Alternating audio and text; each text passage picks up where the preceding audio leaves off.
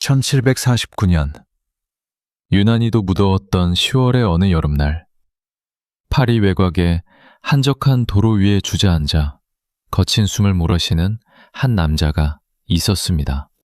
그의 온몸은 땀으로 흠뻑 젖어 있었고 뺨을 타고 흘러내리는 것은 비단 땀방울만이 아니었습니다. 그것은 걷잡을 수 없이 터져나온 뜨거운 눈물이었습니다. 37살의 무명 음악가이자 겨우 악보를 베꼈으며 생계를 이어가던 가난한 방랑자. 그의 이름은 장자크 루소였습니다. 그의 손에는 파리에서 발간되는 한 잡지가 쥐어져 있었는데 너무 세게 쥐어 귀퉁이가 잔뜩 구겨진 상태였습니다. 그는 무엇을 보았기에 이토록 길 한복판에서 어린아이처럼 오열하고 있었던 걸까요? 이야기 속으로 더 깊이 걸어가기 전 구독과 좋아요로 이 여정에 함께해 주세요.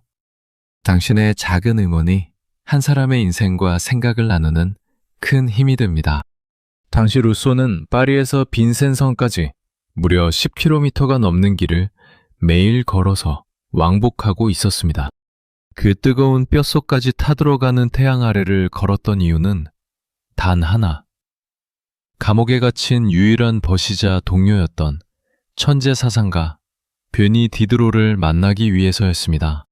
당시는 국왕의 권력과 교회의 권위가 하늘을 찌르던 시절이었습니다.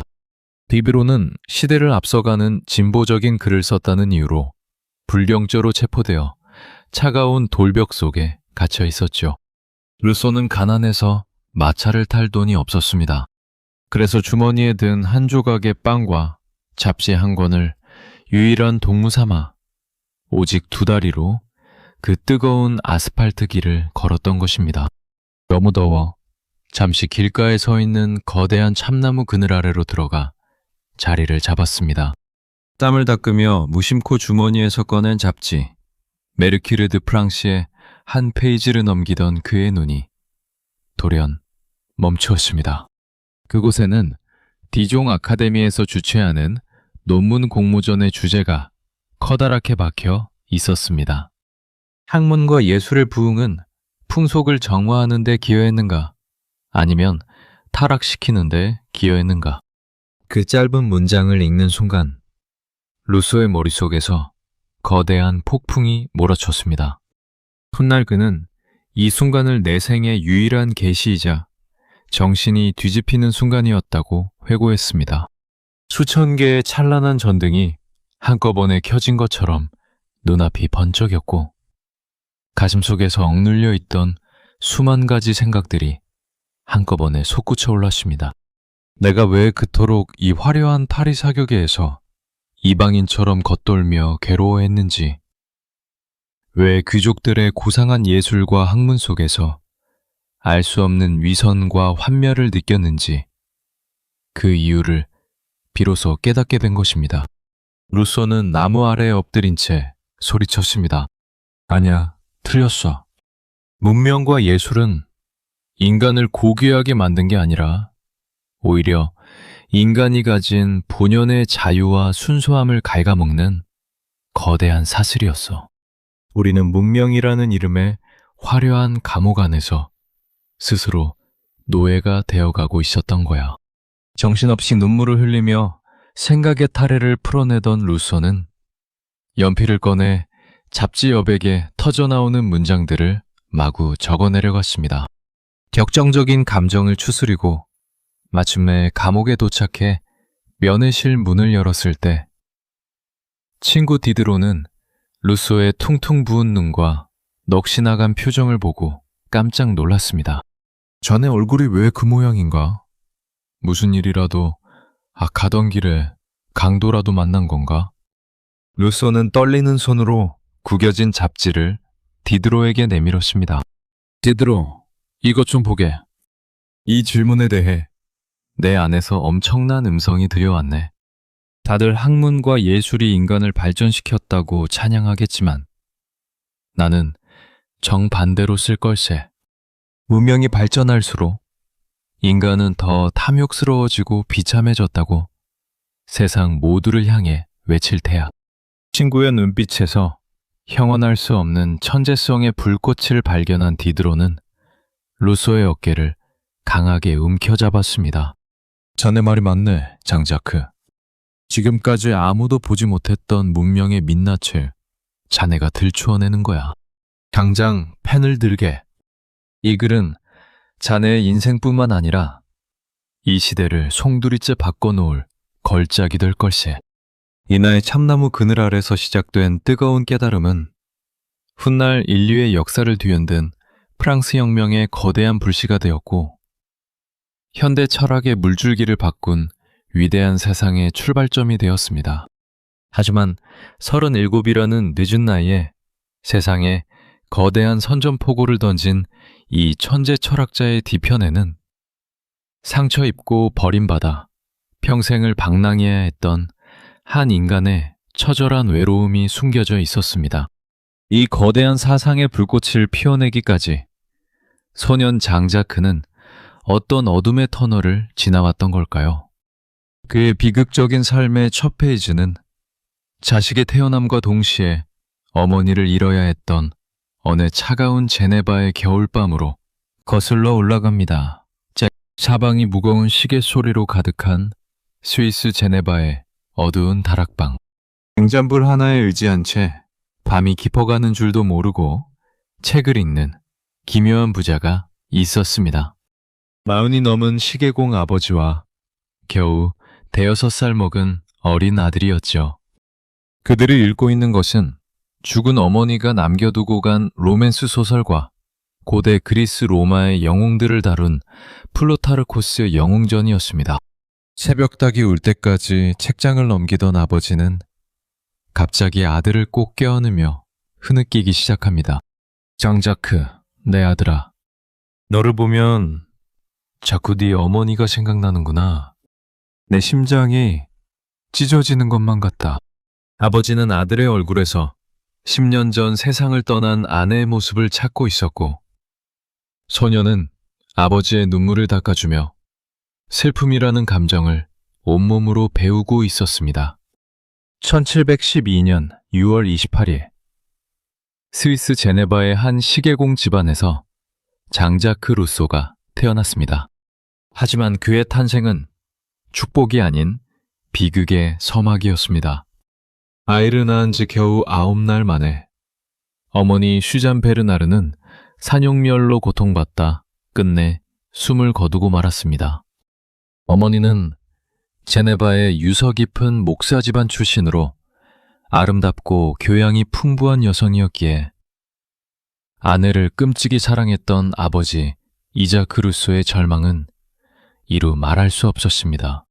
아버지는 슬픔에 겨워 어린 루소를 볼 때마다 원망과 사랑이 뒤섞인 복잡한 감정을 쏟아내곤 했습니다. 네가 태어나면서 내 행복은 끝이 났단다. 하지만 너는 내 안의 마지막 흔적이기도 하지. 아버지는 아들을 원망하면서도 동시에 병적으로 집착했습니다.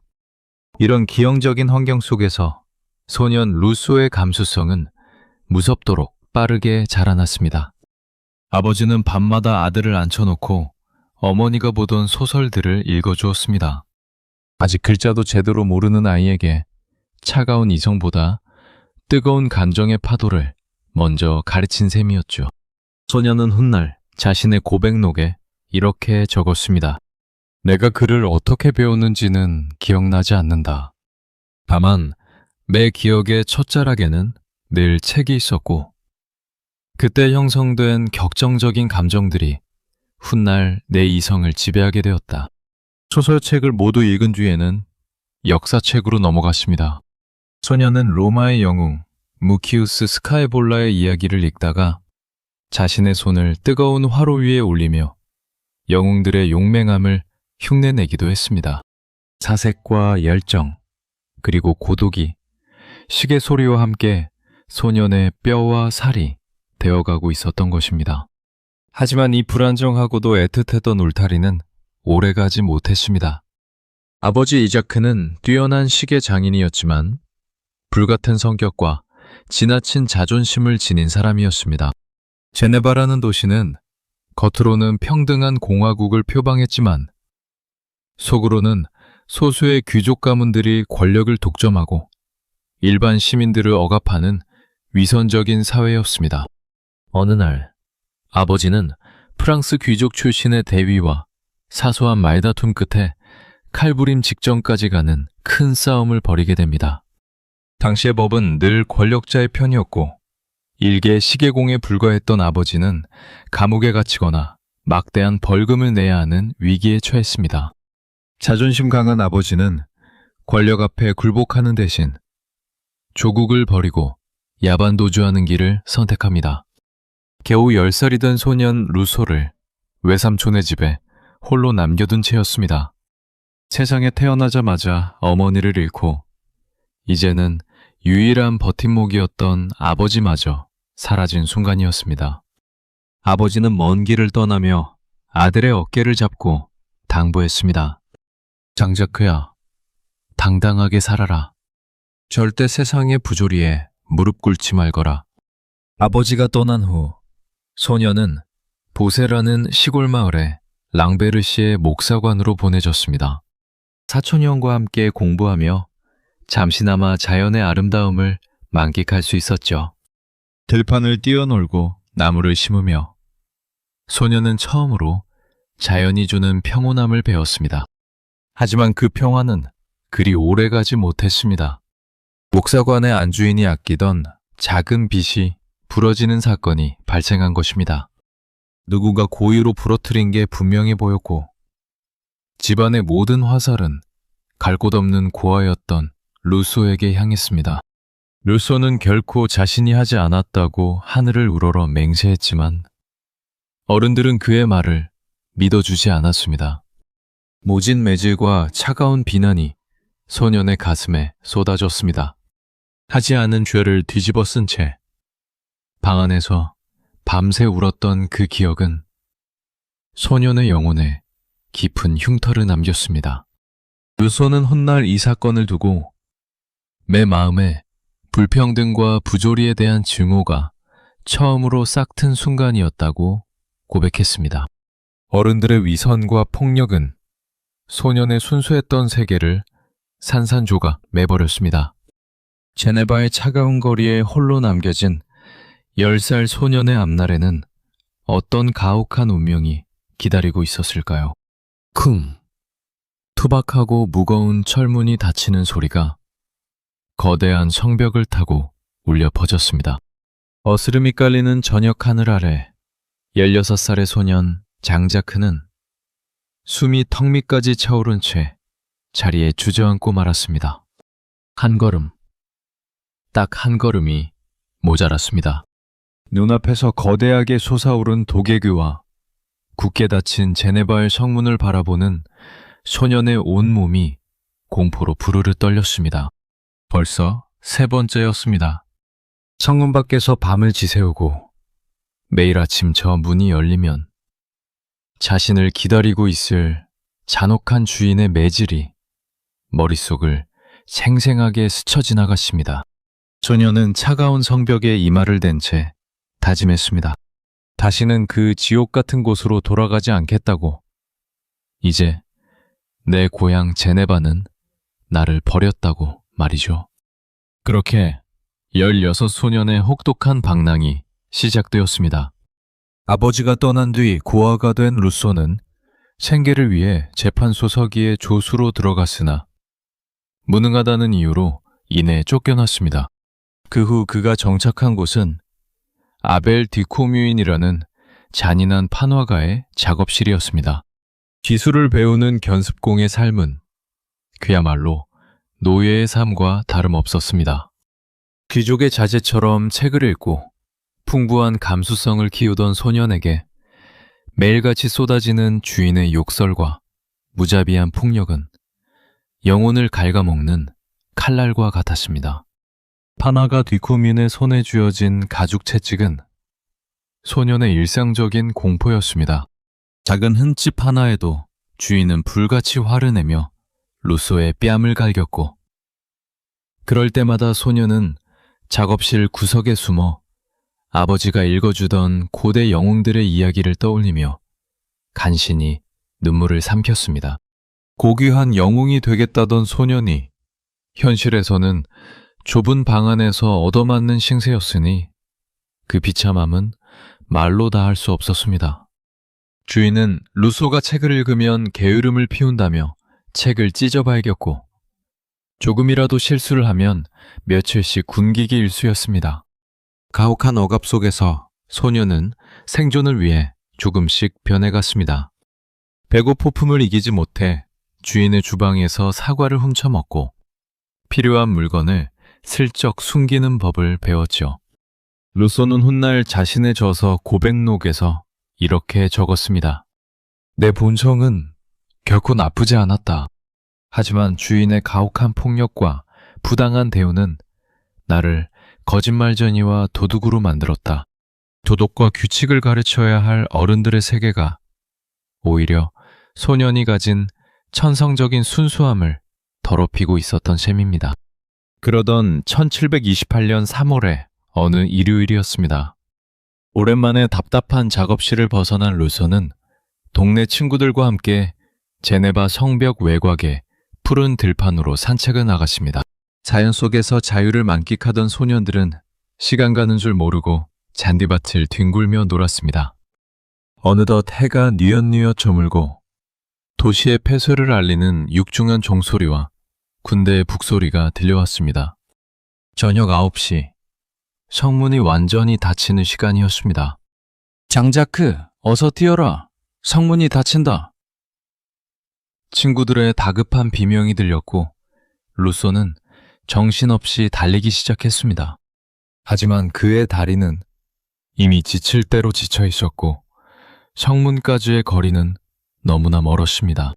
저 멀리 군인들이 도개교의 거대한 사슬을 감아 올리는 실루엣이 보였습니다. 루소는 심장이 터질 것처럼 달렸지만 그가 성문 앞 다리에 닿기 직전 요란한 쇠사슬 소리와 함께 다리는 허공으로 떠올랐고 성문은 야속하게 닫혀버렸습니다. 성벽 밑에 홀로 남겨진 소녀는 차가운 밤바람을 맞으며 깊은 사색에 잠겼습니다. 이번에 성 안으로 들어가면 주인은 나를 반쯤 죽여놓을 것이다. 내가 왜 그런 수모를 당하며 살아야지. 저 문 안쪽의 세상은 나에게 단 한 번도 따뜻한 품을 내어준 적이 없지 않은가. 소녀는 문득 성문 너머의 드넓은 어둠을 바라보았습니다. 밤의 대지는 두려웠지만 동시에 한 번도 가보지 못한 자유의 냄새를 풍기고 있었습니다. 그날 밤 루소는 조국 제네바를 영원히 떠나기로 결심합니다. 주머니에는 단 한 푼의 돈도 없었고 손에는 디쿠뮌의 작업실에서 들고 나온 몇 개의 조각 도구뿐이었습니다. 하지만 그의 가슴 속에는 알 수 없는 기묘한 해방감이 차올랐습니다. 고향의 성문이 굳게 닫힌 그 비극적인 순간은 역설적이게도 사상가 장자크 루소라는 거인이 세상이라는 거친 바다로 첫 발을 내딛는 자유의 위대한 시작점이었던 것입니다. 아무런 목적지도 없이 낯선 길을 걷기 시작한 16소년의 발걸음은 어디로 향하게 될까요? 소년의 얼어붙은 영혼을 녹여줄 기적 같은 만남이 저 멀리 사보이 지방의 작은 마을에서 그를 기다리고 있었습니다. 봄바람이 부드럽게 뺨을 스치던 1728년 3월의 어느 화창한 일요일, 스위스 국경을 넘어 사보이 지방의 작은 마을 안시에 도착한 16살의 루소는 한 저택의 대문 앞에 서서 마른 침을 삼키고 있었습니다. 고향을 탈출해 며칠을 굶주림과 추위 속에서 방랑하던 소년에게 한 가톨릭 신부가 건넨 소개장 한 장이 유일한 희망줄이었습니다. 그 편지의 수신인은 개종자들을 돌보며 자선 활동을 펼치고 있다는 바랑 부인이었습니다. 루소는 문을 두드리기 전 마음속으로 수없이 상상했습니다. 분명 엄격하고 나이 지긋한 수녀 같은 할머니가 돋보기 안경을 쓴 채 나를 매섭게 놓아볼 것이라고 말이죠. 하지만 마침내 육중한 나무 문이 열리고 정원으로 걸어 나오는 여인을 본 순간 소녀는 얼어붙은 듯 그 자리에 멈춰서고 말았습니다. 그곳에는 루소의 상상 속 노파는 없었습니다. 대신 햇살을 받아 눈부시게 빛나는 금발머리에 호수처럼 깊고 푸른 눈동자를 지닌 28살의 아름다운 여인이 서 있었습니다. 그녀의 얼굴에는 세상의 모든 고통을 다 품어줄 것 같은 자애롭고 따뜻한 미소가 가득 피어 있었습니다. 부인은 소년의 찢어진 옷자락과 먼지투성이의 신발, 그리고 굶주림으로 해숙해진 얼굴을 가만히 내려다보았습니다. 그리고 소년이 건넨 소개장을 읽고는 세상에서 가장 부드러운 목소리로 속삭였습니다. 참으로 가엾은 아이로구나. 이 멀고 험한 길을 어린 나이에 어떻게 홀로 걸어왔느냐. 어서 안으로 들어오너라. 여기는 이제 네가 안전하게 쉴 수 있는 곳이란다. 루소는 그 음성을 듣는 순간 가슴속 깊은 곳에서 뜨거운 무언가가 울컥하고 치밀어 올랐습니다. 태어나자마자 어머니를 잃고 아버지에게 버림받았으며 잔인한 주인에게 매질을 당하며 자라온 소년이었습니다. 세상은 언제나 그에게 차갑고 폭력적인 곳이었는데 이 낯선 타국에서 만난 여인은 아무런 조건 없이 자신을 품어주었던 것입니다. 루소는 그녀의 손을 잡고 눈물을 흘리며 말했습니다. 제게는 이제 돌아갈 고향도 저를 기다리는 부모도 없습니다.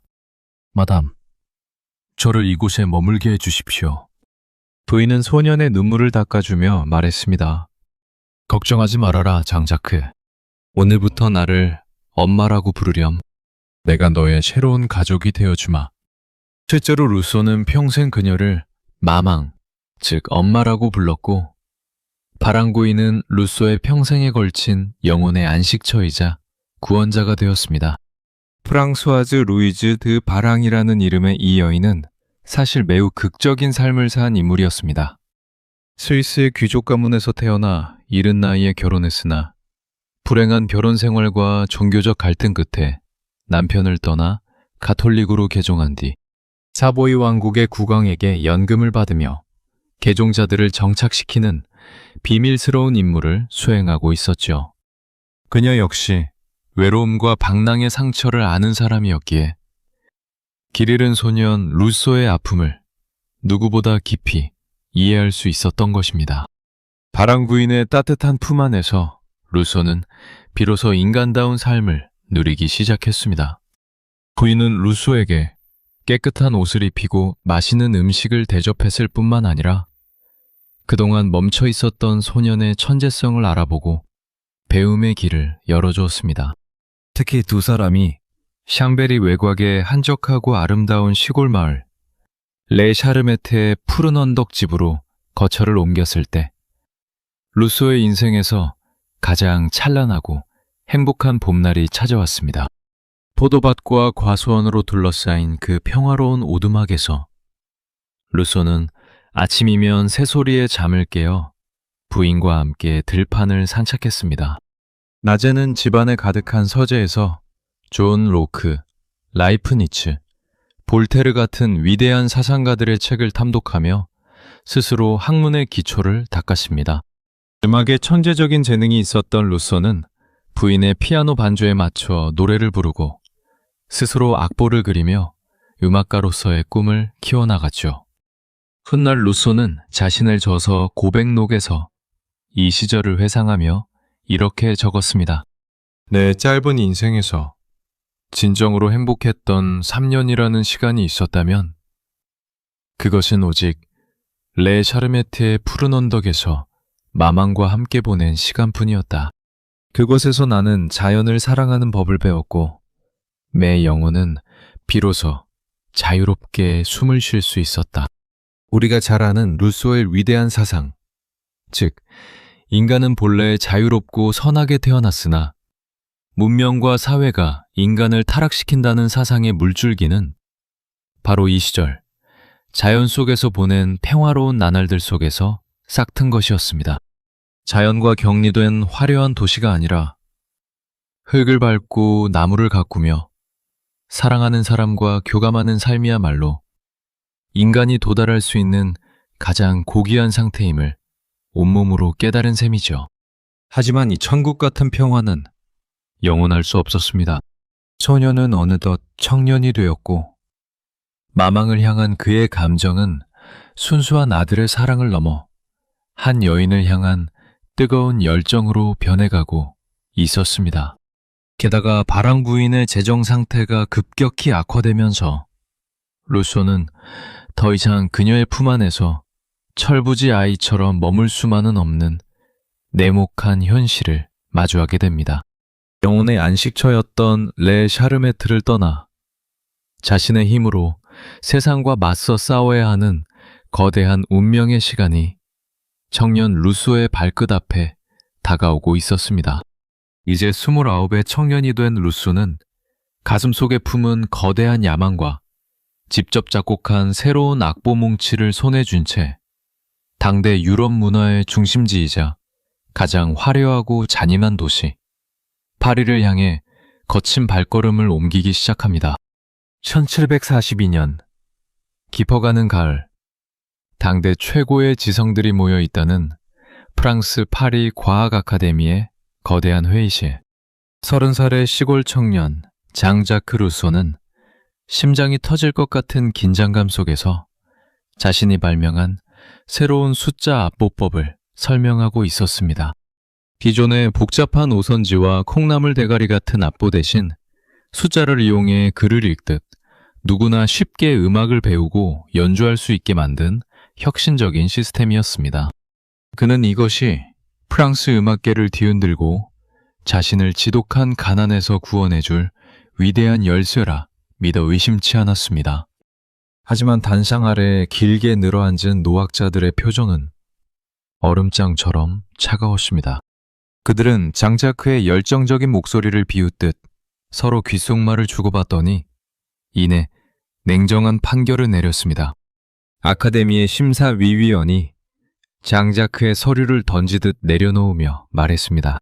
루소 선생, 당신의 악보법은 아주 기발해 보이기는 합니다만 결정적인 결함이 두 가지 있어.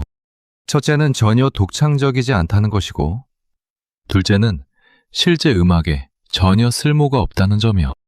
이미 100년 전에 다른 이가 제안했다가 실패하고 폐기된 방식에 불과합니다. 그 맹혹한 한마디는 청년의 거대한 야망을 단칼에 잘라버렸습니다. 장자크는 얼굴이 붉어진 채 단상을 내려와 반박하려 했습니다. 그렇지 않습니다. 제 악보법은 음악을 귀족들의 전유물에서 평범한 만인의 것으로 돌려줄 혁신입니다. 제발 한 번만 더 제 설명을 들어주십시오. 그러나 귀족 학자들은 이미 흥미를 잃었다는 듯 옷자락을 휘날리며 자리에서 일어났습니다. 화려한 예술의 도시 파리가 시골 청년 장자크에게 건넨 첫 번째 인사는 이토록 잔인하고 오만했습니다. 꿈이 산산조각 난 채 아카데미 문을 나선 장자크는 파리의 거리를 정처 없이 걸었습니다. 레 샤르메트의 푸른 들판과 바랑 부인의 따뜻한 품을 떠나올 때만 해도 파리는 황금과 영광이 가득한 기회의 땅처럼 보였습니다. 하지만 직접 마주한 파리는 사방이 축축하고 높은 석조 건물로 막힌 거대하고 화려한 감옥이었습니다. 사치스러운 귀족들의 마차가 튀기는 진흙탕물을 피하며 어두운 골목길을 걸을 때 그의 주머니에 남은 것은 몇 푼의 잔돈과 거절당한 악보 뭉치뿐이었습니다. 그는 생강의 차가운 물결을 바라보며 자신이 이 거대한 도시에서 아무것도 아닌 존재임을 뼈저리게 느꼈습니다. 하지만 운명은 그를 이대로 주저앉히지 않았습니다. 절망의 나락에서 방황하던 장자크는 파리의 한 허름한 카페에서 그의 인생을 통째로 바꿀 소중한 인연을 만나게 됩니다. 그의 이름은 드니 디드로였습니다. 디드로 역시 장자크처럼 지방에서 올라와 가난과 싸우며 번역과 글쓰기로 겨우 연명하던 청년 사상가였습니다. 두 두 사람은 첫눈에 서로가 같은 영혼을 가졌음을 알아보았습니다.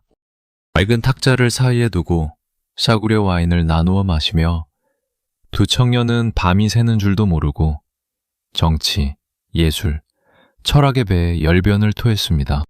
디드로는 장자크의 깊은 사색과 음악적 천재성에 감탄하며 그의 어깨를 강하게 움켜쥐었습니다. 장자크, 자네의 그 비범한 재능은 이 차가운 아카데미의 늙은이들이 알아볼 수 있는 게 아니네.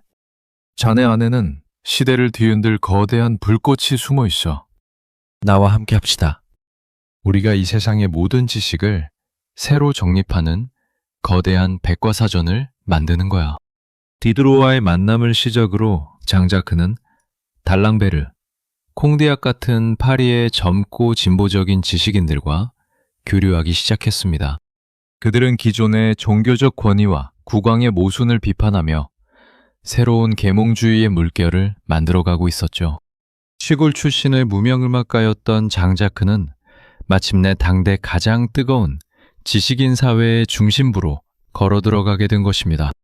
그들과 함께 문학을 논하고 철학을 토론할 때 장자크는 비로소 자신이 살아있음을 느꼈고 사상가로서의 눈을 뜨기 시작했습니다. 이 설레는 만남들은 장자크에게 엄청난 지적 자극을 주었습니다. 하지만 지식인들과의 교류가 깊어질수록 그리고 파리의 화려한 사교계에 발을 들이면 들일수록 장자크의 마음속에는 알 수 없는 불편함과 기묘한 위화감이 자라나기 시작했습니다. 귀족들의 화려한 살롱에서 오고 가는 고상한 대화들, 그 눈부신 문명의 가면 뒤에 숨겨진 인간들의 진짜 모습은 과연 무엇이었을까요? 장자크는 그 화려함의 극치 속에서 파리라는 도시가 가진 가장 추악하고 위선적인 민낯을 목격하게 됩니다. 수백 개의 수정 샹들리에가 밤하늘보다 눈부신 빛을 뿜어내는 프랑스 파리의 어느 화려한 살롱. 비단과 레이스로 온몸을 휘감은 백작과 후작들이 고가의 향수 냄새를 풍기며 우아하게 미소 짓고 있었습니다.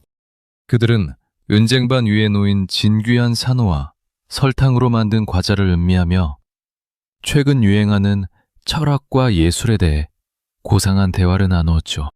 하지만 그 화려한 연회장 한 구석, 옷소매가 다해진 초라한 코트를 입은 채 먼지 묻은 구두를 숨기려 애쓰며 겉돌고 있는 한 남자가 있었습니다. 바로 장자크 루소였습니다. 당시 루소는 프랑스 귀족 가문의 비서이자 하급 관료로 일하며 하루하루 겨우 생계를 이어가고 있었습니다. 파리 사교계의 명사들은 루소의 비범한 문학적 재능과 음악적 식견을 알아보고 그를 자신들의 화려한 살롱에 자주 초대하곤 했습니다. 하지만 그것은 루소를 대등한 인간이나 동료 사상가로 존중해서가 결코 아니었습니다.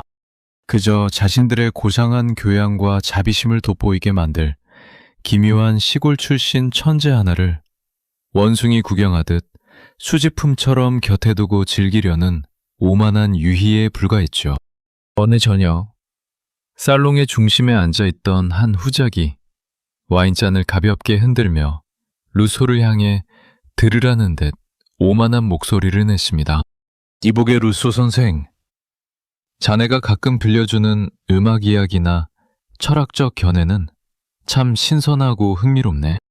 하지만 말이야, 자네 같은 미천한 신분의 이방인이 아무리 고상한 사상을 떠들어도 결국 우리 귀족들의 지갑과 후원이 없다면 당장 길거리에서 굶어 죽을 가련한 처지 아니겠나. 그러니까 쓸데없이 고개를 꼿꼿이 세우지 말고 우리 가문의 비서 노릇이나 충실히 하며 분수를 지키게나. 그 모욕적인 한마디가 떨어지기가 무섭게 살롱 안은 온통 귀족들의 차가운 비웃음 소리로 가득 찼습니다.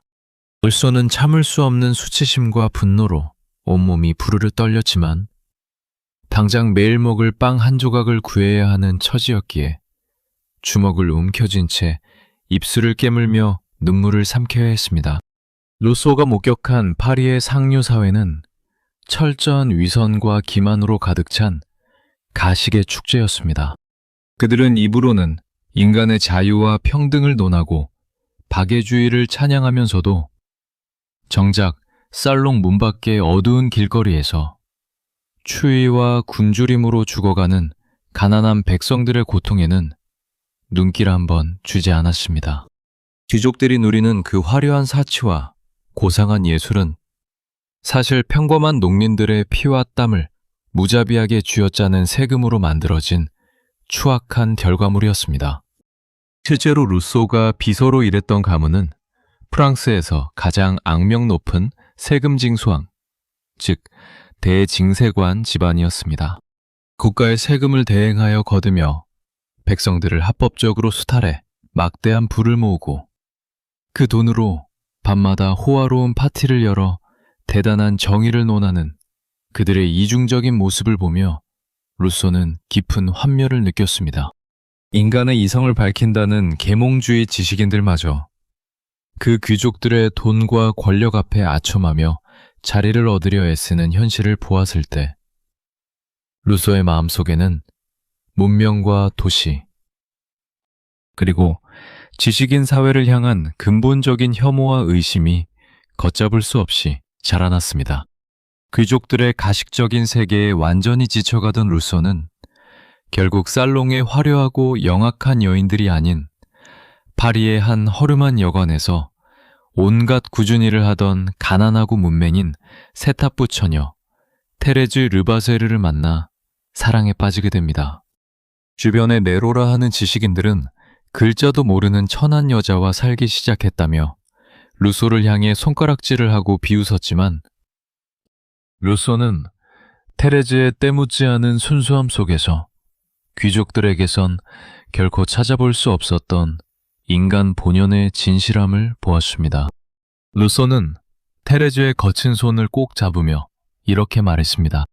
테레즈, 저 화려한 살롱의 인간들은 나를 자신들의 입맛대로 조롱하고 조종하려 하지만 당신만은 나를 있는 그대로의 인간으로 봐주는구려. 나는 이제 저 가식적인 귀족들의 세계를 영원히 떠나려 하오.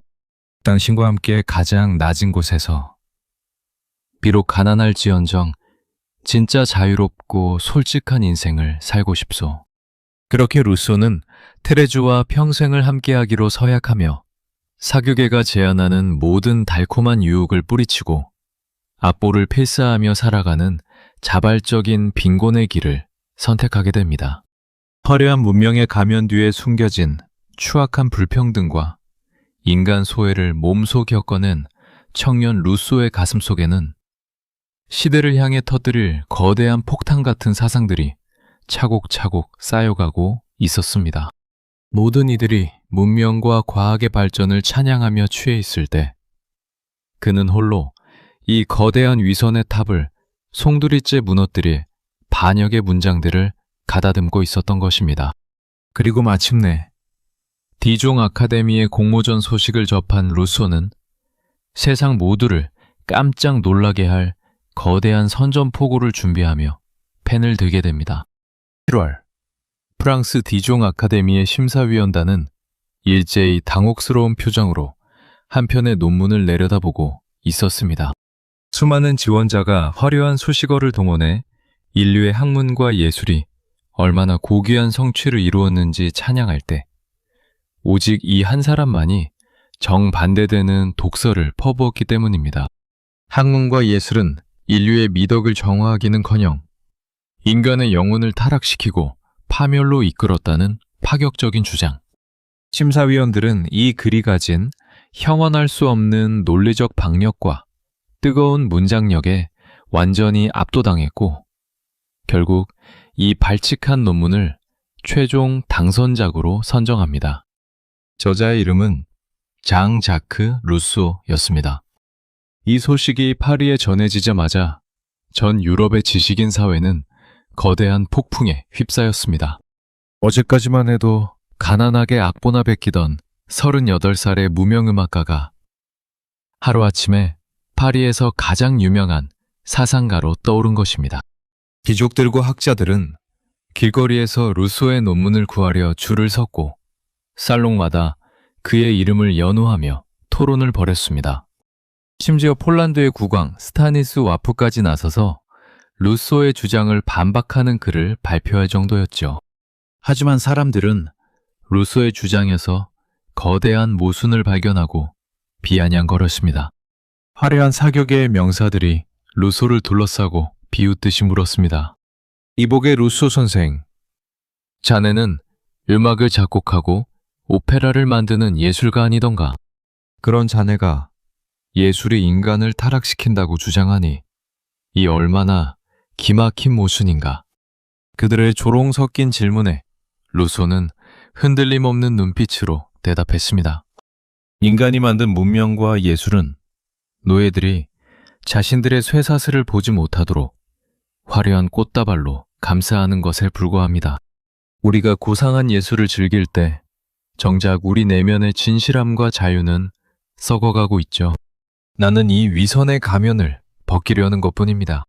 루소는 학문과 예술의 부흥에 관한 담론이라는 이 첫 논문을 통해 시대의 고정관념을 정면으로 들이받았습니다.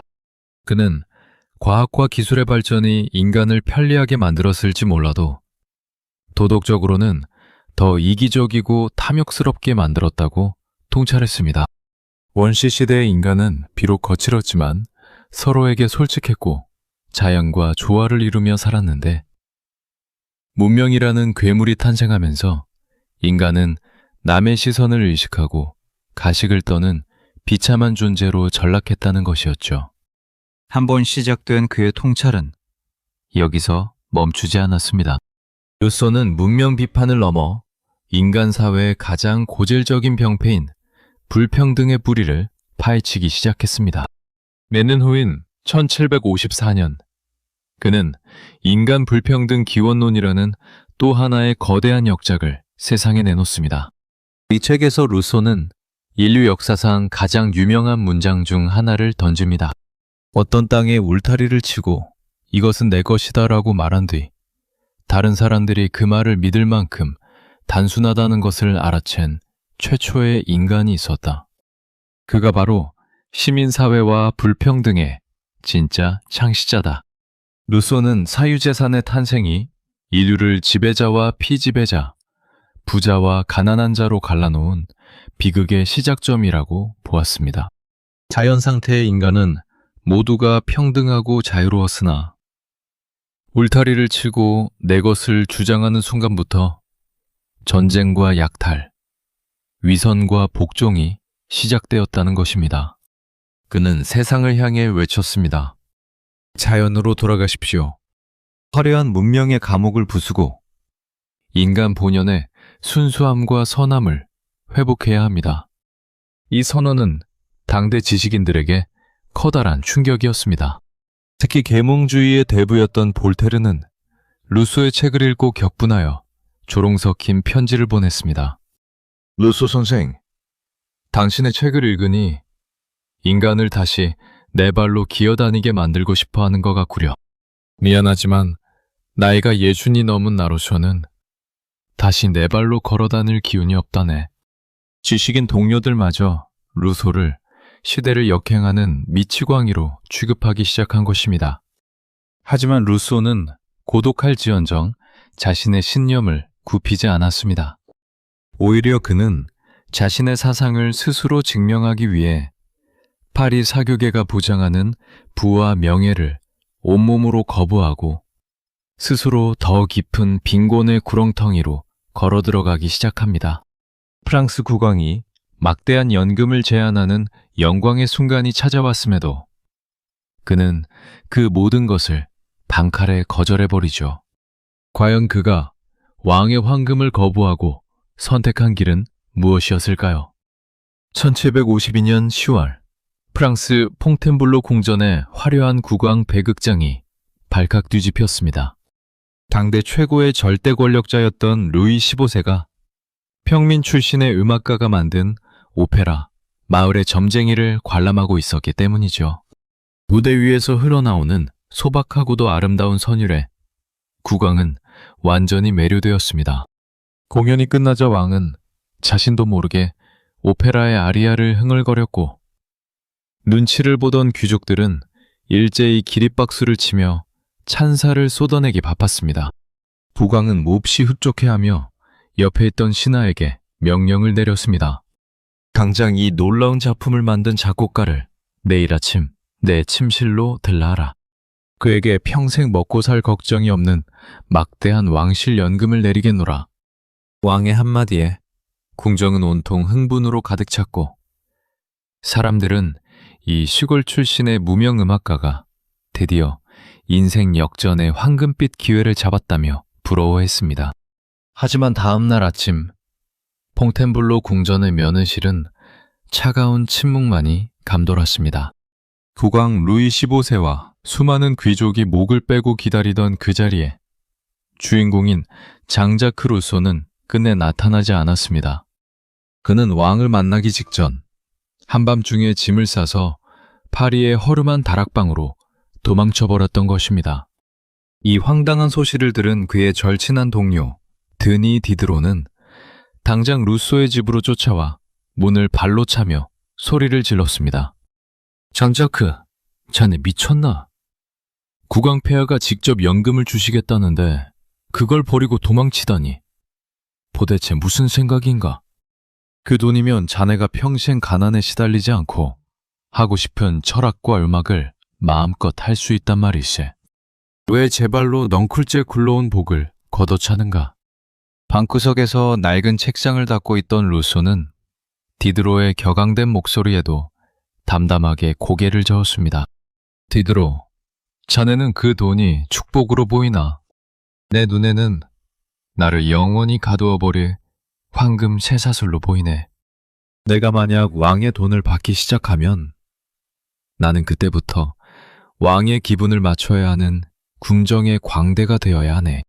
내가 쓰고 싶은 진실의 문장을 쓰지 못하고 왕과 귀족들의 입맛에 맞는 달콤한 아첨의 글이나 써야 하겠지. 진정한 자유를 잃어버린 철학자가 무슨 가치가 있겠나. 나는 비록 굶어 죽을지언정 내 영혼의 자유만큼은 그 누구에게도 팔지 않을 걸세. 루소의 거절은 단순한 만용이나 오만이 아니었습니다. 그는 문명이 인간의 자유를 구속하는 거대한 감옥이라는 자신의 철학을 스스로의 삶을 통해 증명하고자 했던 것입니다. 게다가 루소에게는 남들에게 말 못할 비극적인 신체적 비밀이 있었습니다. 그는 평생을 지독한 요도 협착증이라는 병으로 고통받고 있었죠. 소변을 제대로 조절하지 못해 늘 카테터를 품고 다녀야 했고 수시로 극심한 통증이 찾아와 화장실을 들락거려야 했습니다. 격식과 예의를 목숨처럼 여기는 화려한 왕궁의 침실에서 왕을 마주하고 앉아 있을 때 만약 갑자기 오줌부가 터지거나 통증으로 주저앉는다면 그 수치심을 어찌 감당하겠습니까?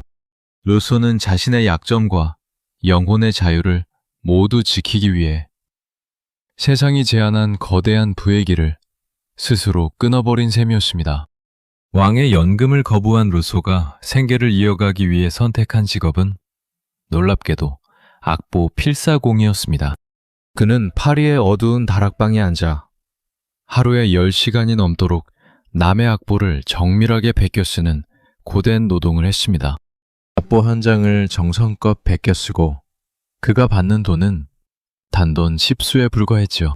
손가락에 굳은 살이 박이고 눈이 침침해질 때까지 펜을 굴려야 겨우 저녁 한 끼를 먹을 빵을 살 수 있는 비참한 삶이었습니다. 귀족들은 그를 향해 위선자라며 손가락질을 했습니다. 낮에는 고결한 철학자인 척하면서 밤에는 푼돈을 벌기 위해 노가다를 뛰는 미치광이라고 비웃었죠. 하지만 루소는 악보를 베끼는 그 정직한 노동의 시간 속에서 진정한 마음의 평화를 느꼈습니다. 나는 누군가에게 구걸하지 않고 내 정당한 노동의 대가로 빵을 얻는다. 이 펜 끝에서 나오는 돈이야말로 나를 온전히 자유롭게 만드는 진짜 재산이다.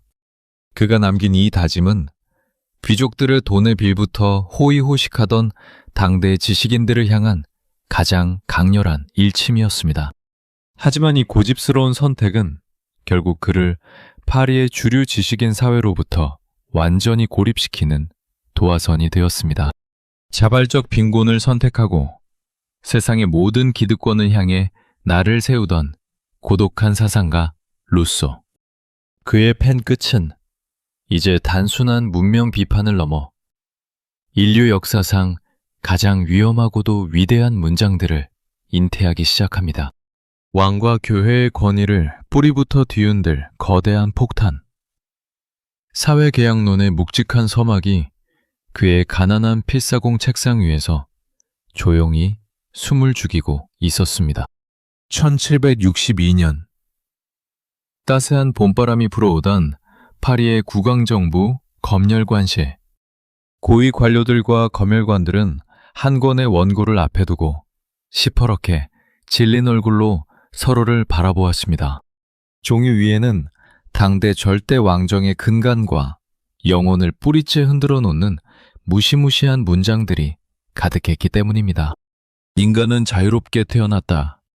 그러나 어디에서나 사슬을 묶여 있다. 이 서슬퍼런 선언으로 시작되는 책은 바로 장자크 루소의 사회의 계약론이었습니다. 국왕의 권력이 하늘을 찌르고 신분제가 공고하던 시절, 이토록 대담하게 만인의 자유와 평등을 외친 책은 존재하지 않았습니다. 검열관들은 이 책이 세상에 나가는 순간 프랑스 왕국 전체가 걷잡을 수 없는 혼란과 혁명의 불길을 휩싸일 것임을 직감하고 즉시 전량 출판 금지와 압수 명령을 내렸습니다.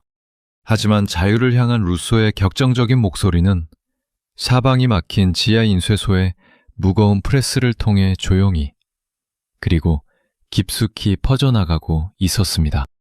당시 루소는 몽모랑시의 조용한 숲속 오두막에 응거하며 자신의 빈약한 육체와 처절한 사투를 벌이고 있었습니다. 평생 그를 괴롭힌 지독한 요도 질환은 나이가 들수록 악화되어 글을 쓰는 도중에도 하루에 수십 번씩 극심한 통증이 아랫배를 쥐어짜듯 밀려왔죠. 소변을 제대로 조절하지 못해 늘 차가운 카테터를 몸에 품고 살아야 했던 그에게 책상 앞에 꼿꼿이 앉아 사색하는 행위 자체는 매 순간이 기적이자 고통이었습니다. 온몸이 땀으로 젖고 손이 부르르 떨리는 와중에도 그는 낡은 기펜을 결코 손에서 놓지 않았습니다. 가난한 동반자 테레즈가 밤마다 식은땀을 흘리는 그의 어깨를 감싸며 이제 그만 가혹한 글쓰기를 멈추라고 눈물로 만류할 때마다 루소는 거친 기침을 토해내며 이 세상 만인을 향한 자신의 사명을 나지막이 고백하곤 했습니다. 몸은 이미 망가질 대로 망가져 부서지기 직전이지만 내 안의 정신만큼은 저 오만한 왕과 귀족들이 채워놓은 사슬에 묶일 수 없소. 내가 지금 이 고통을 참고 진실을 적지 않는다면 세상의 수많은 평범한 이들은 평생 지배자들이 만들어 놓은 위선의 굴레 속에서 노예처럼 살아가야 할 것이오. 인간이 본래 하늘로부터 가지고 태어난 그 존엄한 주권과 자유의 권리를 나는 이 책에 온전히 새겨놓고야 말겠소. 그 시절 유럽은 국왕의 절대적인 권력은 오직 신이 내린 신성한 것이라는 왕권 신수설이 온 세상을 지배하던 암흑의 시대였습니다. 화려한 베르사유 궁전에서 귀족들이 사치를 누리는 동안 3개 신분 중 가장 밑바닥에 있던 평범한 백성들은 과중한 세금과 부역에 시달리며 자신들의 목숨과 재산을 왕의 자비에 구걸해야 하는 비참한 신민을 불과했죠. 하지만 루소는 사회계약론을 통해 그 견고한 지배체제의 심장을 정면으로 찔렀습니다. 국가의 진짜 주인은 저 높은 보좌에 앉아 군림하는 국왕이 아니라 매일 흙을 일구고 정직하게 땀을 흘리는 평범한 시민들이라는 파격적인 주장이었습니다. 정당한 정치 권력은 위에서 아래로 일방적으로 내리누르는 폭력이 아니라 사회 구성원 전체가 자발적으로 맺은 약속, 즉 사회적 계약을 통해 아래에서 위로 잠시 위임된 것에 불과하다는 엄정한 논리였죠. 만약 권력을 잠시 위임받은 통치자가 백성의 자유를 억압하고 계약을 위반한다면 시민들은 언제든 그 계약을 파기하고 권력자를 끌어내릴 정당한 권리가 있다는 혁명적인 선언이었습니다. 루소는 공동체 전체가 진정으로 평등하고 행복해지기 위해 추구해야 할 최고의 정의를 일반 의지라고 불렀습니다. 이는 사소한 개인의 이기심이나 단파적 이익을 모두 내려놓고 공동체 전체가 함께 공존하고 상생할 수 있는 보편적인 선을 뜻하는 것이었습니다. 그는 지배자들의 법이 특권층의 기득권을 지키는 무기가 아니라 만인의 뜻을 담은 공정한 거울이어야 한다고 굳게 믿었습니다. 이 뜨거운 외침은 훗날 프랑스 대혁명의 거대한 사상적 지주가 되어 성남 민중들이 바스티유 감옥을 부수고 전제 정치를 무너뜨리는 위대한 원동력이 되었으며 오늘날 현대 민주주의의 초석을 다지는 인권선언서의 핵심 뼈대가 되었습니다. 차슬에 묶여 살던 인류에게 스스로가 역사의 진짜 주인임을 깨닫게 해준 찬란한 순간이었죠. 하지만 시대를 너무나 앞서간 고독한 천재의 운명은 언제나 가혹한 법입니다. 만인의 자유를 선포한 사회계약론이 출간되자마자 전 유럽의 왕실과 교회의 분노는 극에 달했습니다. 그리고 루소를 향해 칼날을 겨누기 시작하죠. 같은 해에 발간된 그의 또 다른 교육적 역작이 도화선이 되어 평화롭던 그의 은거지는 한순간에 쫓기고 도망쳐야 하는 처절한 비극의 전장으로 변하게 됩니다. 저 악마 같은 책을 당장 압수하고 저 불경한 저자를 체포하라. 1762년 6월 프랑스 파리의 거대한 성당 안에서 파리 대주교 크리스토프 드보몽의 서슬퍼런 명령이 떨어졌습니다. 대주교의 손에는 방금 발간된 장자크 루소의 신작 에밀이 들려 있었고 그의 얼굴은 분노로 시뻘겋게 상기되어 있었습니다. 가톨릭 교회뿐만 아니라 스위스의 개신교 진영까지 전 유럽의 종교계가 동시에 이 한 권의 책을 향해 무자비한 저주를 퍼부었습니다. 아이들을 신의 은총이나 교회의 규율이 아닌 자연의 순리에 따라 키워야 한다는 주장, 그리고 제도권 교회의 형식적인 교리를 거부하고 인간 내면의 양심에 귀를 기울여야 한다는 내용이 종교 권력자들의 심장을 정면으로 찔렀기 때문입니다. 루소가 집필한 에밀은 인류 역사상 가장 위대한 교육학 서적이자 동시에 루소 자신을 평생의 파멸로 이끈 저주의 서막이었습니다. 당시 유럽의 교육은 아이들을 그저 작은 어른으로 취급하며 엄격한 종교적 도그마와 가식적인 사교계의 예법을 강제로 주입하는 잔인한 주입식 교육이 전부였습니다. 태어나자마자 온몸을 천으로 꽁꽁 묶어 기르는 포대기 관습부터 시작해 글자도 모르는 어린 나이에 라틴어 성경을 달달 외워야 했죠. 루소는 이러한 문명의 인위적인 교육이 아이들의 천성적인 선함을 파괴한다고 보았습니다. 그는 책의 첫 문장에서 세상을 향해 이렇게 외쳤습니다. 조물주의 손에서 나올 때는 모든 것이 선하지만 인간의 손을 거치면서 모든 것이 타락한다. 루소는 에밀이라는 가상의 아이를 설정하고 그가 영아기부터 청년기에 이르기까지 자연 속에서 어떻게 스스로 배우고 성장하는지를 한 편의 아름다운 소설처럼 풀어냈습니다. 책을 읽지 말고 들판을 뛰어놀게 하라. 글자 공부보다 온몸으로 세상을 느끼게 하라.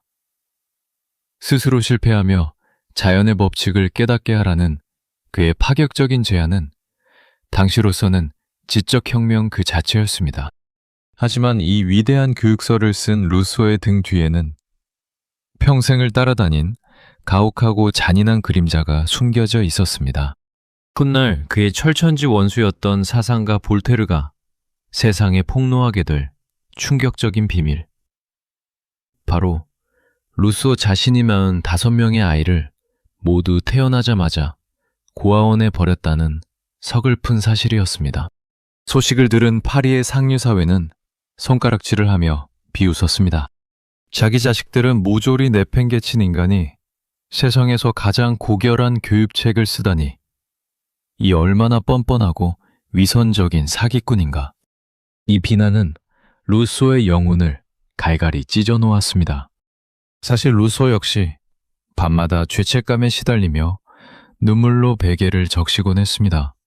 가난한 악보 필사공의 적은 수입으로는 도저히 아이들을 굶기지 않고 키울 자신이 없었고, 테레즈의 탐욕스러운 친정 식구들이 아이들을 돈벌이 수단으로 망쳐놓을까 두려워 선택한 비극적인 결정이었습니다. 루소는 고백록에서 이렇게 가슴을 쥐어짜며 울부짖었습니다. 내 행동을 정당화하려는 것은 아니다. 하지만 나는 진심으로 내 아이들이 가난한 철학자의 비참한 손에서 위선자로 자라는 것보다 국가의 품에서 평범한 노동자로 자라는 것이 더 나을 것이라 믿었다. 이것은 내 평생의 가장 큰 한이자 씻을 수 없는 죄악이다. 아이들을 향한 처절한 참회와 미안함이 역설적으로 그가 에밀이라는 위대한 역작에 온 영혼을 쏟아붓게 만든 원동력이었던 셈입니다. 내가 내 아이들에게 참아주지 못했던 그 완벽한 자연의 교육을 세상의 모든 평범한 아이에게 선물하겠다는 피 맺힌 다짐이었습니다. 그러나 세상은 그의 진심을 통째로 왜곡했습니다. 특히 에밀의 사부문 안에 담긴 사보이 보좌 신부의 신앙 고백이라는 장이 치명적이었습니다. 루소는 눈에 보이는 기적이나 교회의 막강한 권위가 아니라 인간의 순수한 이성과 양심을 통해서도 신을 충분히 만날 수 있다고 주장했습니다. 이는 신의 대리인을 자처하며 부와 권력을 누리던 절대적인 교회 체제에 대한 선전포고였습니다. 프랑스 파리 법원은 즉시 에밀의 판매를 금지하고 책을 광장에서 불태우라는 판결을 내렸습니다. 거기서 끝이 아니었습니다. 프랑스 국왕의 직인이 찍힌 루소 체포령이 발부된 것입니다. 몽모랑시, 숲속 오두막에서 평화롭게 휴식을 취하고 있던 루소에게 한밤중 국왕의 검열관이자 그의 사상을 은밀히 지지하던 귀족 말제르브가 보낸 전령이 숨을 헐떡이며 문을 두드렸습니다. 루소 선생, 당장 도망치시오. 몇 시간 뒤면 국왕의 군대가 이 오두막을 포위하고 당신을 지하 감옥으로 끌고 갈 것이오. 영광의 정점에서 하루아침에 전 유럽의 공적이 되어 쫓기는 신세가 된 장자크 루소. 어둠을 틈타 마차에 몸을 실은 그의 눈앞에는 조국 스위스마저 자신을 향해 칼날을 겨누는 더 잔혹한 배신의 역사가 기다리고 있었습니다. 1762년 6월 19일 스위스 제네바의 시청 앞 광장. 이글거리는 거대한 불길이 하늘을 향해 무섭게 치솟아 올랐습니다. 건장을 가득 메운 군중의 야유와 함성 속에서 공공집행관이 두꺼운 책 2권을 정죄하듯 불길 속으로 쳐넣었습니다. 불길 속에서 까맣게 타들어가며 재가 되어 날아간 것은 다름 아닌 장자크 루소의 사회 계약론과 에미이었습니다. 집행관은 들끓는 군중을 향해 엄숙한 목소리로 처분을 낭독했습니다. 무명 음악가 시절부터 자신의 모든 저서에 제네바의 시민 장자크 루소라고 자랑스럽게 이름을 새겨 넣었던 그 조국이 하루아침에 그를 대역죄인으로 낙인 찍고 체포령을 내린 순간이었습니다. 프랑스 국왕의 체포령을 피해 한밤중에 마차를 타고 국경을 넘던 루소에게 이 청천벽력 같은 소식이 전해졌습니다. 그는 마차 안에서 떨리는 손으로 조국의 배신이 담긴 공문을 쥐고 넋이 나간 채 중얼거렸습니다. 프랑스의 절대 왕정과 가톨릭 교회는 나를 박해할 수 있다고 생각했쇼. 하지만 자유와 평등을 건국 이념으로 삼은 나의 고향 제네바마저 나를 범죄자 취급하며 매책을 불태울 줄은 꿈에도 몰랐소. 인간의 자유를 노래했다는 이유로 조국에서조차 쫓겨나야 한다면 대체 이 넓은 유럽 땅 어디에 내가 발을 붙일 곳이 있단 말이오. 루소의 깊은 탄식은 어두운 밤길을 달리는 마차 바퀴 소리에 묻혀 쓸쓸하게 흩어졌습니다. 루소는 갈 곳을 잃어버렸습니다.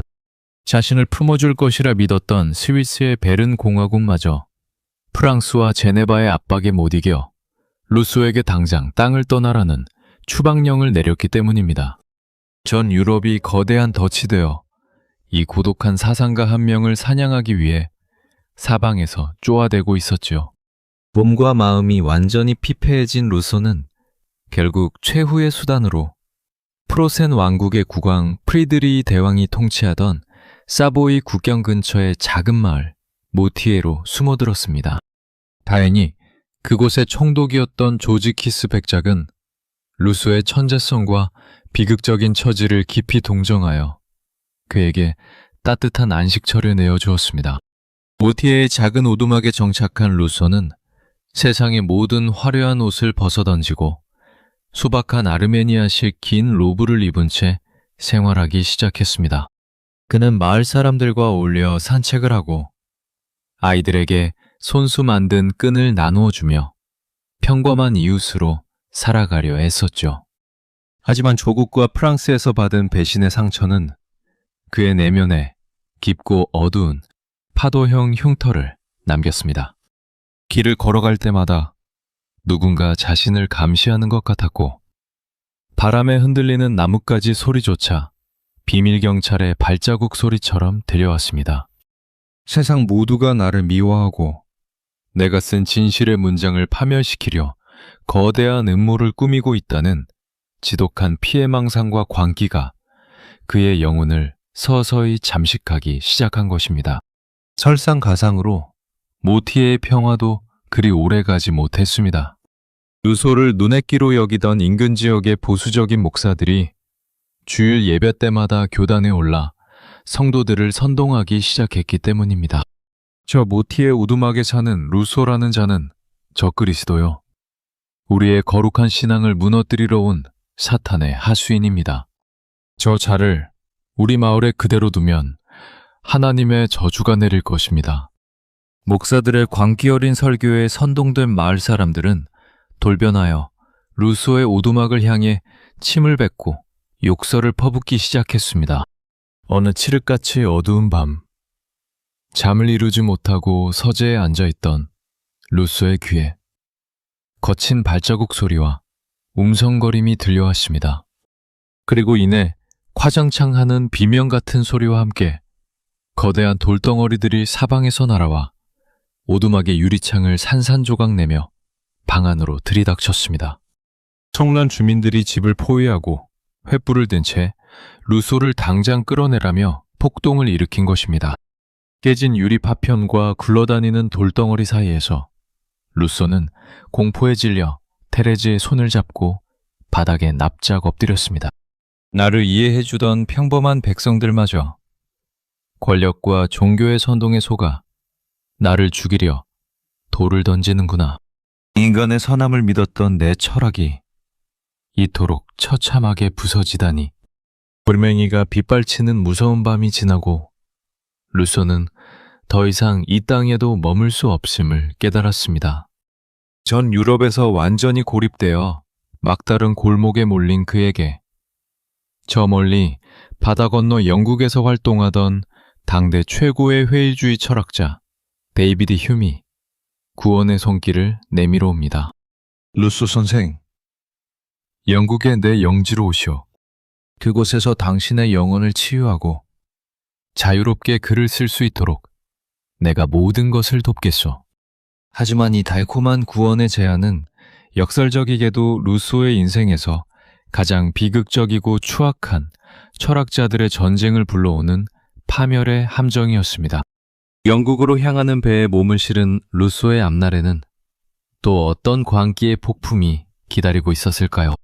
1762년 1월, 도버 해협의 차가운 바닷바람을 뚫고 한 척의 배가 영국 런던의 항구에 도착했습니다. 배에서 내리는 남자는 온몸을 두꺼운 아르메니아식 모피롭으로 감싸고 있었고 그의 눈빛은 잔뜩 겁먹은 짐승처럼 사방을 경계하며 흔들리고 있었습니다. 전 유럽에서 쫓겨나 막다른 골목에 몰렸던 사상가 장자크 루소였습니다. 그런 그의 손을 따뜻하게 맞잡으며 대도시 런던의 신사들에게 그를 소개한 남자가 있었습니다. 당대 영국의 위대한 철학자이자 심성이 착하기로 유명했던 데이비드 휴미였죠. 휴은 루소의 천재성을 흠모했고 박해받는 그를 돕기 위해 영국 국왕 조지 3세의 연금을 주선하고 스태퍼드셔의 고요한 시골 마을 우턴에 평화로운 저택까지 마련해 주었습니다. 세상의 모든 칼날을 피해 마침내 안식처를 찾은 것만 같았습니다. 하지만 루소의 마음속 깊은 곳에 또아리를 틀고 있던 어둠의 광기는 영국의 그 평화로운 시골 마을마저 집어삼키기 시작했습니다. 오랜 도망자 생활과 조국 제네바의 배신은 그의 정신을 철저히 망가뜨려 놓았던 것입니다. 루소는 넓은 저택의 서재에 홀로 앉아 밖에서 들리는 바람 소리나 하인들의 발걸음 소리에도 소스라치게 놀라며 문을 잠그곤 했습니다. 듣기야 자신을 구원해준 은인인 데이비드 휴마저 의심하기 시작했죠. 저 부드러운 미소 뒤에 나를 파멸시키려는 거대한 음모가 숨겨져 있을지 모른다. 힘이 나를 영국으로 데려온 것은 나를 보호하기 위해서가 아니라 프랑스의 적들과 내통하여 나를 세상의 웃음거리로 만들기 위한 함정이다. 루소의 머릿속은 온통 자신을 감시하고 해치려 한다는 피해망상으로 가득 찼습니다. 그러던 어느 날 프랑스 파리의 사교계에서 활동하던 영국 귀족 호러스 월폴이 루소를 조롱하기 위해 프로센의 프리드리 대왕을 사칭하여 쓴 가짜 편지가 영국의 신문에 실린 후 사건이 발생했습니다. 편지에는 루소의 기괴한 행동과 피해망상을 대놓고 비웃는 독설이 가득했죠. 이 기사를 읽은 루소는 마침내 이성을 잃고 말았습니다. 그는 거칠게 책상을 내리치며 혐을 향해 분노를 쏟아냈습니다. 당신이 바로 이 음모의 배우였군. 파리의 달랑베르와 볼테르, 그리고 나를 버린 디드로와 짜고 나를 이 먼 이국 땅까지 유인해 완전히 매장하려 한 것이지. 당신의 그 가식적인 친절에 더는 속지 않겠소. 킴은 난데없는 루소의 날선 비난에 커다란 충격을 받았습니다.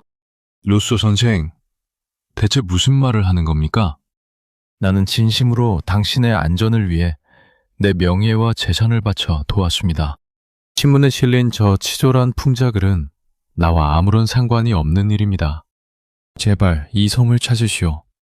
휴은 억울함을 호소하며 루소의 오해를 풀려 애썼지만 이미 광기에 늪에 빠진 루소의 귀에는 그 어떤 진실한 말도 들리지 않았습니다. 루소는 휴의 손을 거칠게 뿌리치며 방 밖으로 뛰쳐나갔습니다.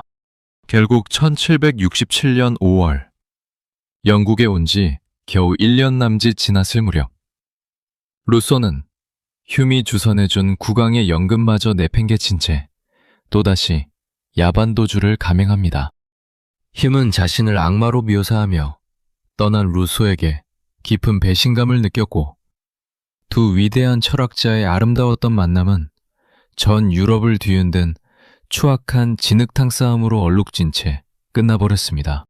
영국을 떠나 다시 프랑스 땅으로 몰래 숨어든 루소에게는 이제 더는 물러설 곳이 없었습니다. 그는 자신을 추적하는 비밀 경찰의 눈을 피하기 위해 르누라는 가짜 이름을 사용하며 허름한 시골 여관을 전전해야 했죠. 세상 모두가 자신을 사냥하려 한다는 절대적인 고독과 광기 속에서 루소는 마침내 자신의 부서진 명예를 회복하고 세상의 모든 모함에 맞서기 위해 인생의 마지막이 될 거대한 기록을 남기기로 결심하며 펜을 듭니다. 누구에게도 말하지 못했던 자신의 가장 추악한 치부와 부끄러운 과거까지 한자도 남김없이 세상 앞에 폭로하겠다는 인류 역사상 가장 대담하고 처절한 고백록의 첫 장이 그렇게 열리고 있었습니다. 사방이 침묵으로 가라앉은 프랑스 파리의 외딴 다락방. 백발이 성성한 노인이 촛불 아래에서 피를 토하듯 글을 적어 내려가고 있었습니다. 그의 이름은 장자크 루소. 아니, 지금은 자신을 추적하는 비밀경찰의 눈을 피해 르누라는 가짜 이름을 쓰는 가련한 도망자였습니다.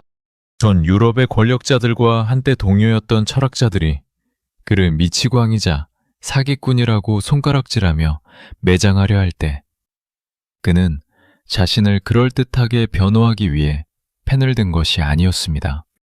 오히려 자신의 가장 깊은 곳에 숨겨진 추악한 죄악과 비겁한 치부를 세상 앞에 날 것 그대로 까발리기 시작했죠.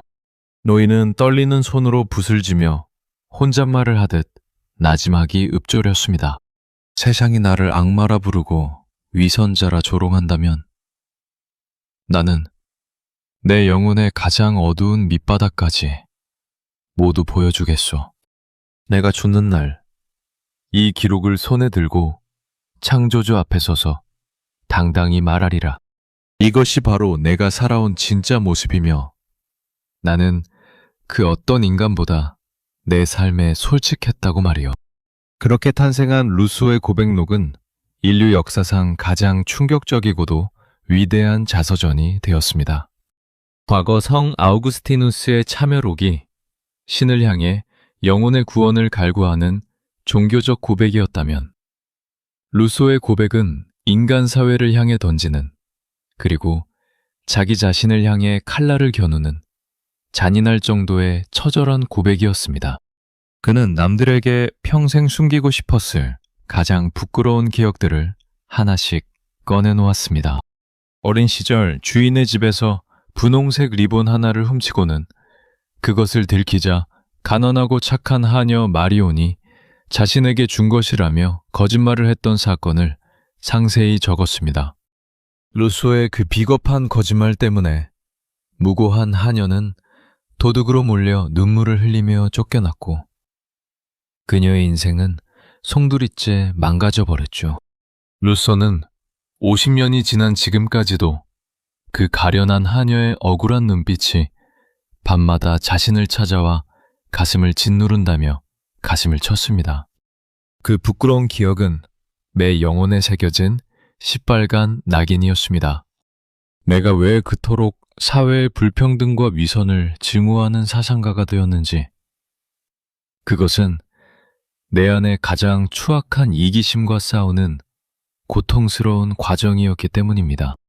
거기서 끝이 아니었습니다. 세상 모두가 그를 향해 위선자라 비웃던 가장 결정적인 아픔. 바로 테레조와의 사이에서 낳은 5명의 아이를 모두 고아원에 버렸던 비극적인 진실을 그는 고백록에 아무런 변명 없이 날 것 그대로 기록했습니다. 내 자식들을 태어나자마자 차가운 고아원에 보낸 것은 결코 씻을 수 없는 나의 대죄입니다. 가난과 두려움, 그리고 내 비참한 환경 때문에 부모의 책임을 져버렸던 그 순간 내 심장도 함께 얼어붙었습니다. 나는 세상에서 가장 고결한 교육책 에미를 써서 아이들을 구하려 했지만 정작 내 아이들에게는 세상에서 가장 잔인하고 무책임한 아버지였습니다. 이 죄책감은 내 평생을 따라다니며 내 영혼을 갈갈이 찢어놓았습니다. 살롱에 모여 앉아 고상한 척하던 귀족들과 학자들은 이 고백을 읽고 손가락질을 하며 루소를 더 잔인하게 조롱했습니다. 보아라, 저 위대한 철학자의 추악한 실체를. 남에게는 자연으로 돌아가라며 고결함을 떨더니 정작 자신은 도둑놈에다 자식까지 버린 인간 말종이 아닌가. 하지만 평범한 백성들의 반응은 달랐습니다. 자신의 약점과 허물을 감추기 위해 겉으로는 고상한 가면을 쓰고 속으로는 온갖 탐욕을 부리던 기득권층과 달리 자신의 온갖 치부와 영혼의 밑바닥까지 가감없이 드러낸 루소의 처절한 솔직함에 사람들은 묘한 위로와 깊은 울림을 받았습니다. 루소는 고백록을 통해 인간이란 본래 선하게 태어났지만 부조리하고 가혹한 사회 구조 속에서 생존하기 위해 얼마나 쉽게 타락하고 비겁해질 수 있는지를 자신의 부서진 삶을 제물 삼아 보여준 것입니다. 그는 완벽한 성인의 모습을 연기하려 하지 않았습니다. 상처받고 흔들리며 죄를 짓고 참회하는 인간 장자크의 진짜 얼굴을 세상에 남기고 싶었던 것이죠. 자신의 모든 죄를 세상 앞에 고백하며 영혼의 응어리를 풀어낸 노학자. 하지만 전 유럽을 떠돌던 그의 외로운 방랑은 아직 끝나지 않았습니다. 광기와 피해망상에 지친 그의 발걸음은 이제 화려하고 잔인한 도시를 영원히 떠나 대자연의 품속에서 마지막 평온을 찾기 위한 황혼의 여정으로 향하게 됩니다. 홀로 조용한 숲길을 걸으며 인생의 본질을 반추하던 그의 마지막 나날들에는 어떤 찬란한 몽상이 기다리고 있었을까요? 파리 북쪽의 한적한 숲길. 머리가 하얗게 센 노인이 허리를 숙인 채 들판에 피어난 작은 풀꽃 하나를 유심히 들여다보고 있었습니다. 그의 손에는 낡은 종이뭉치와 식물을 채집할 때 쓰는 작은 상자가 들려 있었죠. 전 유럽을 뒤흔들며 국왕과 교회로부터 쫓기던 위대한 사상가 장자크 루소의 인생 황혼기는 놀랍게도 이토록 고요하고 평화로웠습니다. 세상은 여전히 그를 미치광이라 부르며 손가락질했고 파리의 상류사회는 그가 완전히 파멸했다고 믿었습니다. 하지만 노인의 얼굴에는 과거의 날선 분노나 지독한 피해망상의 어둠은 찾아볼 수 없었습니다. 대신 잔잔하고 깊은 평온함의 미소가 피어 있었죠. 세상 모든 이들이 자신에게 등을 돌린 절대적인 고독 속에서 그는 마침내 영혼의 진짜 안식처를 찾아낸 것입니다. 1770년 루소는 더는 글을 쓰지 않고 조용히 살겠다는 약속을 하고서야 겨우 프랑스 파리로 돌아올 수 있었습니다. 하지만 파리는 여전히 시끄러운 도시였고 사람들은 길거리에서 그를 알아보고 수군거리기 일쑤였습니다. 루소는 다시 인간들의 위선에 상처받지 않기 위해 홀로 조용한 자연 속을 하염없이 걷는 산책의 삶을 선택했습니다. 그는 매일 아침 일찍 일어나 이름 모를 들풀과 꽃을 채집하며 시간을 보냈습니다. 식물의 구조를 관찰하고 그것들을 정성스럽게 말려 기록하는 노동 속에서 그는 평생 자신을 괴롭혔던 인간 사회의 부조리와 사상의 무게를 내려놓을 수 있었죠.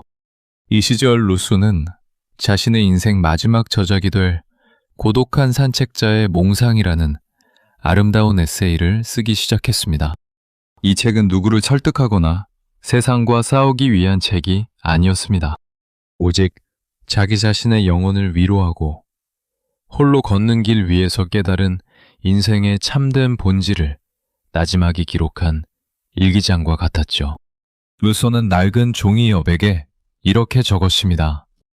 이제 지상의 나에게는 형제도 이웃도 친구도 없다. 나를 사랑해주던 이들도 사라졌고 세상 모두가 나를 매장하기 위해 거대한 음모를 꾸몄다. 하지만 나는 이제 그들을 원망하지 않는다. 인간들과의 관계가 모두 끊어진 지금 나는 비로소 온전히 나 자신과 마주하게 되었다. 이 세상에서 가장 깊은 고독 속에서 나는 내 안에 숨겨져 있던 때묻지 않은 순수한 평화와 존재의 기쁨을 발견했다. 그러던 1776년 10월의 어느 날, 루소의 인생에 마지막 육체적 시련이자 영적 깨달음을 준 기묘한 사건이 일어났습니다. 그가 파리 외곽의 메닐몽탕 언덕을 산책하고 내려오던 길에 귀족의 마차를 에스코트하며 맹렬하게 달려오던 거대한 사냥개 한 마리가 루소의 다리를 들이받은 것입니다. 그 충격으로 노학자는 차가운 돌바닥 위로 거꾸로 꼬꾸라졌고 머리를 심하게 부딪혀 의식을 잃고 말았습니다.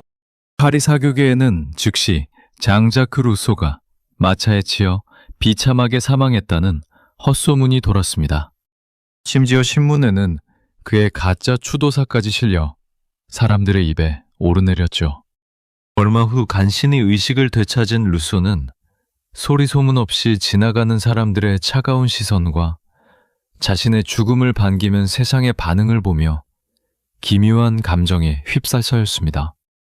내가 살아있음에도 세상은 이미 나를 죽은 사람 취급하는구나.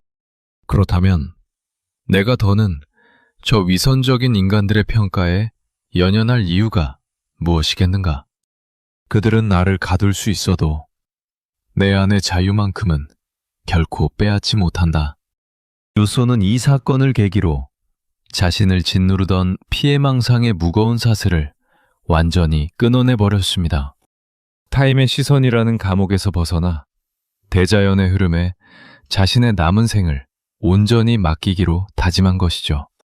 그는 꽃바람을 맞으며 홀로 걷는 길 위에서 인간이 도달할 수 있는 가장 고귀한 행복은 외부에 있는 것이 아니라 자신의 내면에 있음을 깨달았습니다. 돈과 명예, 권력과 귀족들의 찬사는 모두 안개처럼 사라질 허상에 불과하며 오직 정직한 노동과 자연 속에서 느끼는 순수한 존재의 기쁨만이 인간을 온전하게 만든다는 통찰이었습니다. 인생의 거친 폭풍우를 온몸으로 맞으며 만신창이가 되었던 영원한 방랑자. 그는 황혼의 길목에서 마침내 세상이 줄 수 없는 고결한 평화를 손에 쥐었습니다. 하지만 대자연이 허락한 이 마지막 행복의 시간도 그리 길지 않았습니다. 자신의 영혼을 완전히 정화한 고독한 산책자에게 마침내 이 지상의 고단한 방랑을 끝마치고 영원한 안식으로 돌아가야 할 최후의 순간이 조용히 다가오고 있었습니다. 1778년 7월 2일, 프랑스 파리 북쪽의 에르메농빌 숲속에 자리 잡은 작은 오두막에서 평생을 떠돌던 위대한 방랑자가 마침내 무거운 눈을 감았습니다. 그의 나이 66세였습니다.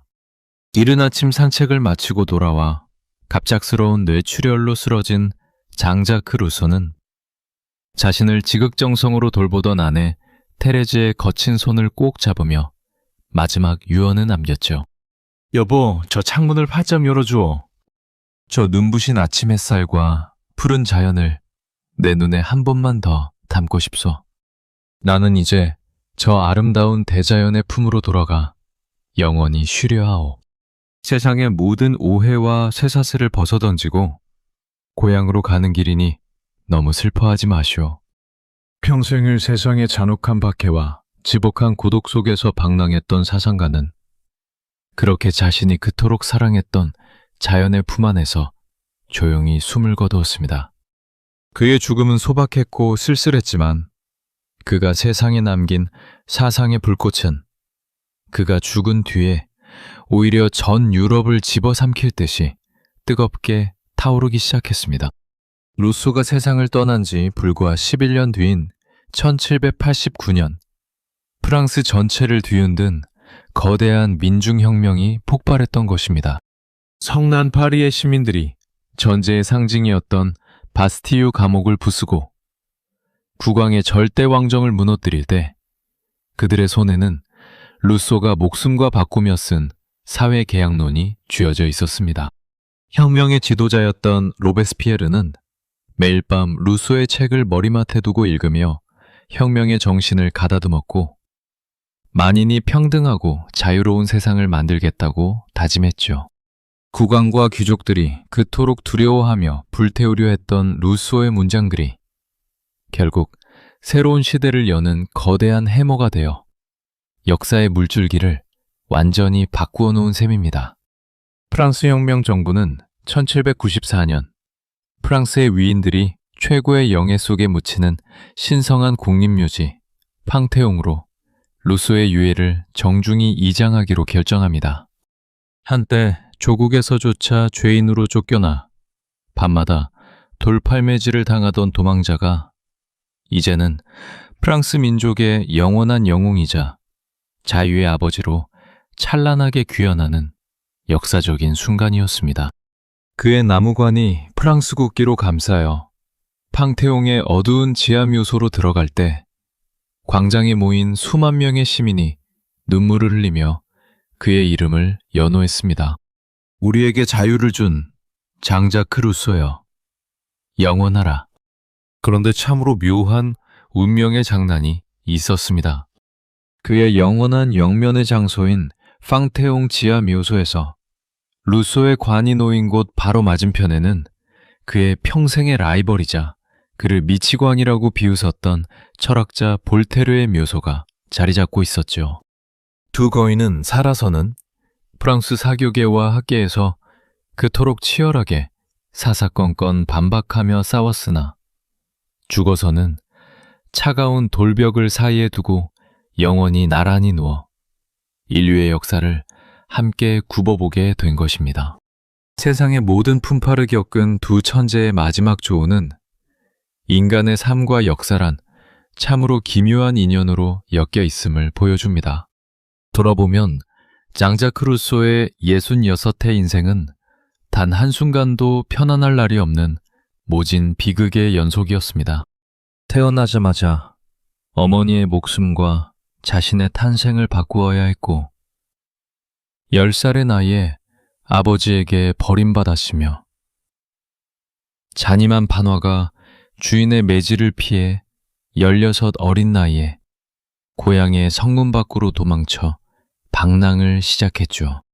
37이라는 늦은 나이에 참나무 그늘 아래서 계시를 얻어 사상가로 이름을 알렸으나 그가 세상에 던진 진실의 문장들은 도리어 전 유럽의 권력자들을 자극해 그를 평생 쫓기고 숨어야 하는 도망자로 만들었습니다. 지독한 신체적 질병의 고통과 세상 모두가 나를 해치려 한다는 피해망상의 광기 속에서 그가 홀로 겪었을 외로움은 우리가 감히 상상할 수 없을 만큼 깊고 무거웠을 것입니다. 하지만 루소는 그 잔인한 운명 앞에서도 결코 자신의 영혼을 굽히거나 권력에 무릎 꿇지 않았습니다.